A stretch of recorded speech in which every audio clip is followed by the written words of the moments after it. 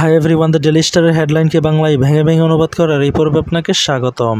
তো চলুন ভিডিও শুরু করা যাক। আজকের হেডলাইনটি হচ্ছে state banks nowhere near target to retrieve funds from top defaulters. এখানে স্টেট ব্যাংকস মানে হচ্ছে গভর্নমেন্ট কর্তৃক পরিচালিত ব্যাংকগুলোকে বোঝানো হচ্ছে, অর্থাৎ রাষ্ট্রীয় ব্যাংক। নোহোয়ার নিয়ার টার্গেট, নোহোয়ার নিয়ার এর মানে হচ্ছে নট নিয়ারলি, আর টার্গেট মানে হচ্ছে গোলস বা ভিশনস, অর্থাৎ তাদের টার্গেটের কাছে নেই, অর্থাৎ তাদের টার্গেট থেকে অনেক দূরে রয়েছে।